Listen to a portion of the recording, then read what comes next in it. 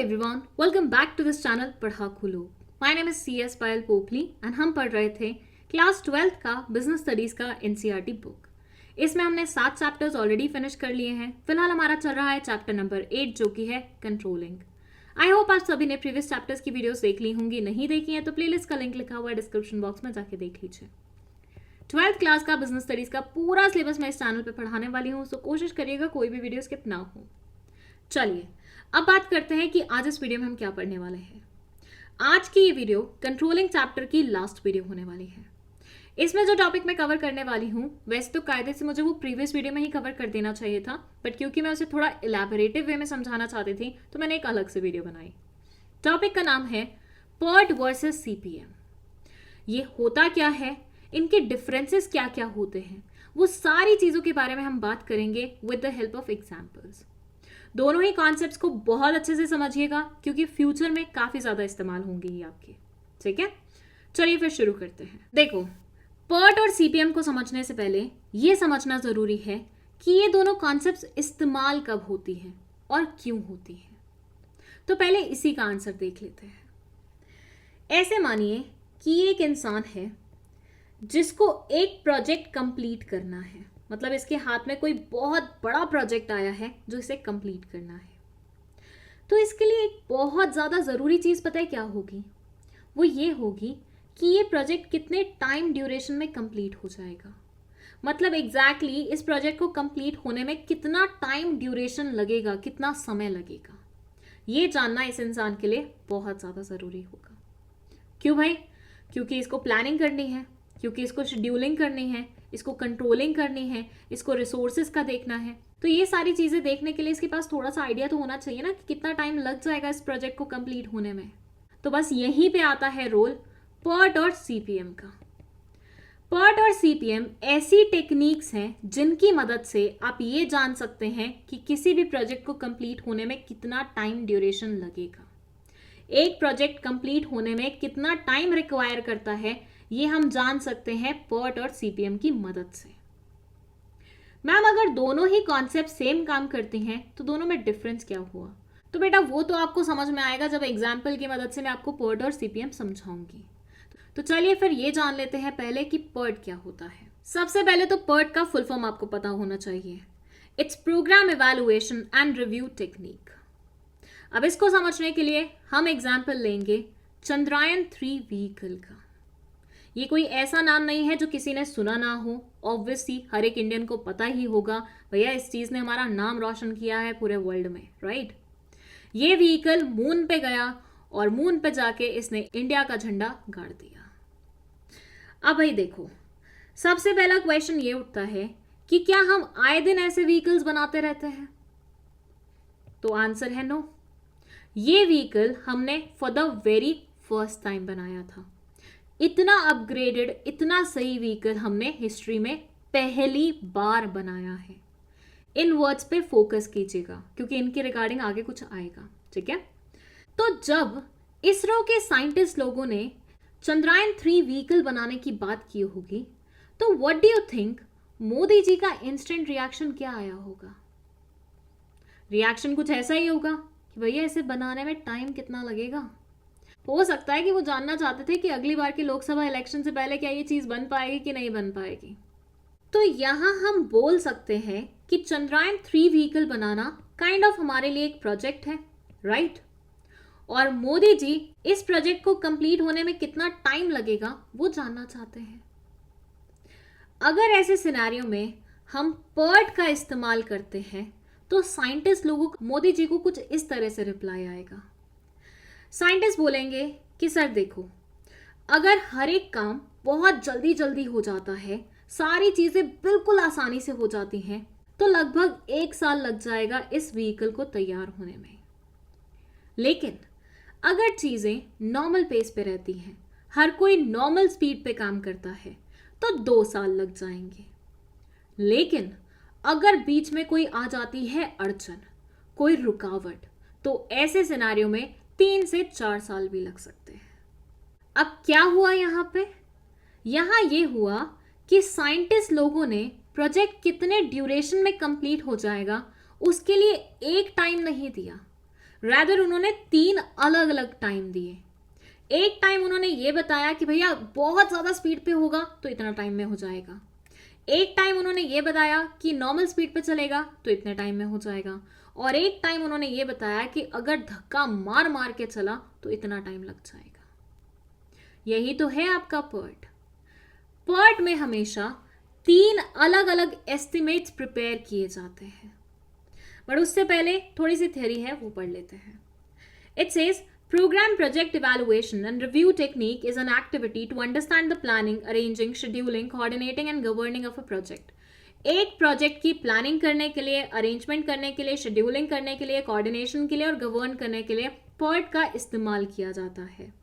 This program helps to understand the technique of a study taken to complete a project, identify the least and minimum time taken to complete the whole project. एक पूरे project को complete होने में least time मतलब सबसे कम time कितना लगेगा वो जानने के लिए हम PERT का इस्तेमाल करते हैं। In this technique, first of all, the project is divided into activities and events.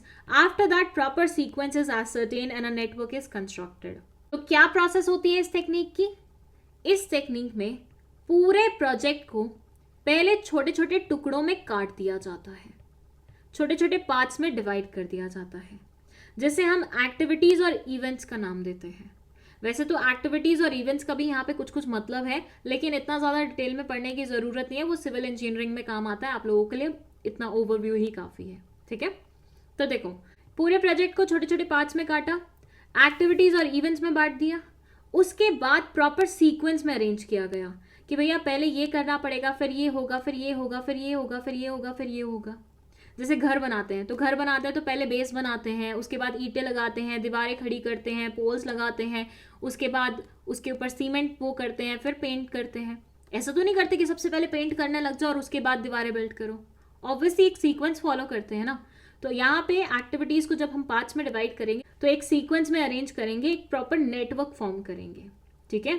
तो ऐसा कुछ किया जाता है इस पर्टिकुलर टेक्निक में। इसमें हमेशा 3 एस्टिमेट्स लिए जाते हैं। पहला एस्टिमेट होता है ऑप्टिमिस्टिक, दूसरा होता है मोस्ट लाइकली और तीसरा होता है पेसिमिस्टिक। ऑप्टिमिस्टिक में ये बोलते हैं एक पर्टिकुलर एक्टिविटी को कंप्लीट होने में मिनिमम कितना टाइम लगेगा, उसे हम बोलते हैं ऑप्टिमिस्टिक। नॉर्मल सिनेरियो में, नॉर्मल सिचुएशन में कितना टाइम लगेगा किसी भी एक्टिविटी को कंप्लीट होने में, उसको हम बोलते हैं मोस्ट लाइकली। और मैक्सिमम टाइम कितना लग सकता है अनफेवरेबल सिचुएशंस में, मतलब ऐसे सिचुएशन जो आपके अकॉर्डिंग नहीं गई, तो उसको हम बोलते हैं पेसिमिस्टिक। तो हमेशा याद रखना कि PERT में हमेशा 3 एस्टिमेट्स बनाए जाते हैं, सिंगल एस्टिमेट नहीं होता है। तो हमेशा 3 चीजें याद रखना PERT के बारे में। पहली ये कि हमेशा इसमें 3 एस्टिमेट्स प्रिपेयर किए जाते हैं, सिंगल एस्टिमेट कभी नहीं होता। दूसरा पॉइंट ये है कि ये ऐसे प्रोजेक्ट के लिए इस्तेमाल की जाती हैं जो आज से पहले कभी भी नहीं किए गए, वो न्यू नेचर के प्रोजेक्ट्स हैं, for the very first time existence में आए हैं। और तीसरा सिनेरियो ये होता है कि PERT हमेशा ऐसी सिचुएशंस में अप्लाई किया जाता है जहां पे टाइम ड्यूरेशन बिल्कुल अनसर्टेन है, मतलब कोई आइडिया नहीं है, दूर दूर तक हमें कुछ आइडिया लग ही नहीं सकता, क्योंकि भैया for the very first time हो रहा है, तो हम कैसे बता सकते हैं कि क्या टाइम लगेगा क्या नहीं लगेगा, राइट। तो टाइम बिल्कुल अनसर्टेन होता है, हल्का सा भी आइडिया नहीं होता हमें यहाँ पे। तो ये 3 चीजें PERT के बारे में स्पेसिफिक हैं, स्पेशल हैं, याद रखिएगा। Now let's move to critical path method या फिर CPM। इस कॉन्सेप्ट को समझने के लिए हम एग्जाम्पल लेंगे किचन में खड़े हुए ये मम्मी और बच्चे की जोड़ी का। बेसिकली क्या हुआ कि मॉम यहाँ पे किचन में फूड प्रिपेयर कर रही है अपने बच्चे के लिए, और बच्चा किचन में आके अपनी मॉम से पूछ रहा है कि मॉम कितना टाइम लग जाएगा खाना बनने में। अब यहाँ मेरा क्वेश्चन ये है कि क्या मम्मी पहली बार खाना बना रही है? तो आंसर है ऑब्वियसली नो। मॉम रोज खाना बनाती हैं, माइट भी हो सकता है ये पर्टिकुलर डिश हफ्ते में 1 बार बनती हो, लेकिन मॉम ने इससे पहले भी डिशेस बनाई है ना, फूड प्रिपेयर किया है ना। तो यहाँ मॉम को हल्का फुल्का पहले से आइडिया होगा कि कितना टाइम लग जाएगा फूड प्रिपेयर होने में, राइट। अब ये जो लाइन मैंने आपको बोली ना, इसको थोड़ा ध्यान में रखना, क्योंकि यहाँ छुपा है एक डिफरेंस PERT और CPM के बीच में। Critical path method or CPM is a well-known project modeling technique in project management. ये प्रोजेक्ट मॉडलिंग टेक्निक है जो कि प्रोजेक्ट मैनेजमेंट में इस्तेमाल की जाती है, जो कि डेवलप की गई थी 1950s में James Kelley and Morgan Walker के द्वारा। अब भाई देखो, अगर आपको बहुत ज़्यादा अच्छा इंप्रेशन छोड़ना है एग्जामिनर के ऊपर तो नाम याद रख लेना, नहीं याद कर पा रहे हो तो इट्स ओके, कोई दिक्कत नहीं है, ठीक है। सीपीएम से बेसिकली हम ये जान सकते हैं कि प्रोजेक्ट में ऐसी कौन कौन सी टास्क है जो कि क्रिटिकल नेचर की हैं, जो कॉन्फ्लिक्ट्स अराइज करवा सकती हैं, जहां रुकावटें आ सकती हैं। एज वेल एज हमें यह भी पता चल जाता है कि ऐसी कौन सी एक्टिविटीज हैं जो नॉन क्रिटिकल नेचर की हैं, आसानी से हो जाएंगी, कोई दिक्कत नहीं है इसमें, ठीक है। अब भाई देखो, किसी भी प्रोजेक्ट की क्रिटिकल और नॉन क्रिटिकल टास्क अगर हमें पता चल जाएंगी तो उससे हम रुकावटें जो आने वाली हो सकती हैं उन्हें रोक सकते हैं, कॉन्फ्लिक्ट्स को प्रिवेंट कर सकते हैं। तो सीपीएम हमारी इस तरीके से भी मदद करता है। अब यहाँ समझना, मैंने आपको बोला था कि सीपीएम से कॉस्ट के बारे में भी हमें थोड़ा आइडिया लग जाता है, या कॉस्ट को हम रिड्यूस कर सकते हैं। वो कैसे होती हैं? वो इसी के थ्रू तो होती हैं। अगर हमें पहले से पता होगा क्रिटिकल नॉन क्रिटिकल टास्क के बारे में, तो ऑब्वियसली हम वेस्टेजेस को रिड्यूस कर पाएंगे। वेस्टेजेस को रिड्यूस कर पाएंगे तो रिसोर्सेज का इफेक्टिव यूटिलाइजेशन होगा, रिसोर्सेज का इफेक्टिव यूटिलाइजेशन होगा तो कॉस्ट कम आएगी ना, obviously. In a sense, CPM is about choosing the path in a project that will help in calculating the least amount of time that is required to complete a task with the least amount of wastage. जो बात मैं आपको भी बता रही थी, बस वही लिखी हुई है कि कम समय, बिल्कुल मिनिमम समय में बिल्कुल मिनिमम रिसोर्सेज के साथ टास्क कंप्लीट हो जाए, ये हम CPM के थ्रू इंश्योर कर सकते हैं। The critical path method or CPM has been used in many industries starting from defense, construction, software, aerospace, etc. ये बहुत सारी इंडस्ट्रीज में इस्तेमाल की जाती हैं जहाँ जिसमें कुछ का नाम भी लिखा हुआ है, लाइक डिफेंस में, कंस्ट्रक्शन में, सॉफ्टवेयर में, एरोस्पेस में, एक्सेट्रा में, ठीक है। तो आया इतना समझ PERT और CPM के बारे में। अब हम बात करते हैं इनके डिफरेंसेस के बारे में, जिससे आपको पिक्चर और ज़्यादा क्लियर हो जाएगी। PERT के बारे में बोला जा रहा है कि it's a technique of project management which is used to manage uncertain activities of any project. मतलब ऐसी एक्टिविटीज जिनके बारे में हमें कुछ भी आइडिया नहीं है, टाइम दूर दूर तक हमें नहीं पता। मैंने बताया था ये for the very first time हो रही होती हैं, इससे पहले कभी नहीं हुई है, इससे पहले सिर्फ रिसर्च ही हुआ है इन सब चीज़ों के बारे में, प्रैक्टिकली कभी नहीं आई हैं। तो ऑब्वियसली यहाँ पे टाइम दूर दूर तक आपको पता नहीं होगा, टाइम बहुत ज़्यादा अनसर्टेन होगा। वहीं पे CPM के बारे में बोलते हैं, it's a technique of project management which is used to manage only certain activities of any project. यहाँ पे टाइम ड्यूरेशन थोड़ा बहुत नोन होता है। जैसे मैंने मम्मी वाला एग्जांपल दिया था, मम्मी ने ऑब्वियसली पहले भी खाना बनाया हुआ है तो उन्हें थोड़ा बहुत आइडिया है कि कोई भी मील प्रिपेयर करने में कितना टाइम लगता है। PERT is basically event oriented technique which means that network is constructed on the basis of event। मैंने आपको बोला था ना, इवेंट और एक्टिविटी का भी मतलब है यहाँ पे, बट वो बहुत ज़्यादा डिटेल्ड वे में हो जाता है इसलिए आपको नहीं समझाया। यहाँ आप याद ही कर लेना कि PERT बेसिकली इवेंट ओरिएंटेड होती है जबकि CPM हमारा एक्टिविटी ओरिएंटेड होता है। PERT के बारे में ये बोलते हैं, it's a technique of planning and control of time. यहाँ पे मेन फोकस होता है टाइम पे, टाइम को हम प्लान करना चाहते हैं, कंट्रोल करना चाहते हैं। वेयर एज CPM ये बोलते हैं, it's a method to control cost and time. यहाँ पे कॉस्ट और टाइम दोनों पे फोकस होता है। ये प्रोबेबिलिटी मॉडल होता है, वेयर एज ये डिटर्मिनिस्टिक मॉडल होता है। नेक्स्ट बोलते हैं, it is appropriate for high precision time estimation. जहां हमें बिल्कुल हाई प्रिसिजन चाहिए, बिल्कुल टाइम टू टाइम वो चाहिए एस्टिमेट कि इतना बोला है तो इतना ही हो, उसके लिए हम PERT इस्तेमाल करते हैं। भैया 3-3 एस्टिमेट्स प्रिपेयर कर रहे हैं तभी तो कर रहे हैं जब हम बहुत हाई प्रिसिजन चाह रहे हैं, वरना एक कर लेते काम चल जाता। Whereas CPM it says it is appropriate for reasonable time estimation। ये reasonable time भी बता दे तो भी काम चल जाता है। PERT में ये बोलते हैं, it has non repetitive nature of job, जो रिपीट नहीं होती है उस नेचर की जॉब के लिए होता है। वेरएज ये बोलते हैं, it has repetitive nature of job, ये जो बार बार होती रहती है, जैसे मम्मी बार बार मील प्रिपेयर करती रहती हैं, उन सारी चीज़ों के लिए होता है।